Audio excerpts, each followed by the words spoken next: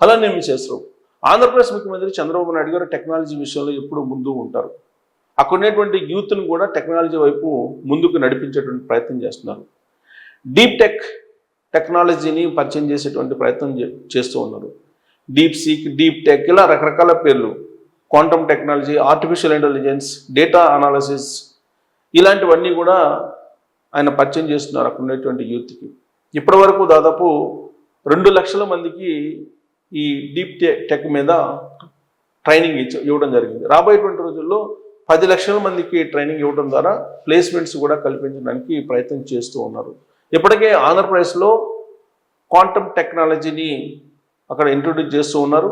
Quantum computers అనే దాన్ని already introduce చేశారు. దానికి సంబంధించినటువంటి రీసెర్చ్ చాలా వేగంగా జరుగుతుంది. ఇక రాబోయేటువంటి రోజుల్లో quantum technology, artificial intelligence, data analysis, cyber security, వీటిలోనే ఎక్కువ ఉద్యోగాలు ఉండే అవకాశం ఉంది. దానికి సంబంధించినటువంటి ట్రైనింగ్ని మీరు తీసుకోవాలని చెప్పి చంద్రబాబు నాయుడు గారు యువతకి ఎప్పటికప్పుడు చెప్తూ ఉన్నారు.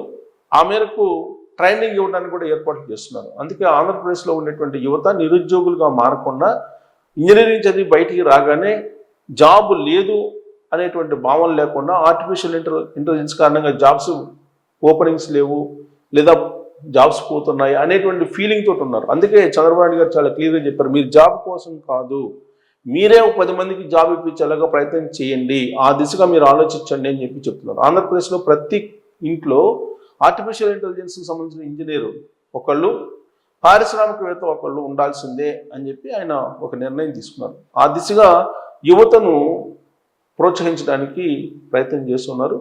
అంతేకాదు స్కిల్ ఆడిట్ కూడా చేస్తున్నారు. స్కిల్ ఆడిట్ చేయడం ద్వారా ఆంధ్రప్రదేశ్లో ఉండేటువంటి యువత ఏ సెక్టార్లో పనికి వస్తారు, ఏ సెక్టార్కి వాళ్ళకు ఉండేటువంటి స్కిల్స్ పనికి వస్తాయి అనే దాని మీద అనలైజ్ చేసేసి గవర్నమెంటే సెగ్రిగేట్ చేసేసి గవర్నమెంటే జాబ్ మేళాలను పెట్టి జాబ్స్ ఇప్పించాలనేటువంటి ఆలోచన చేస్తుంది.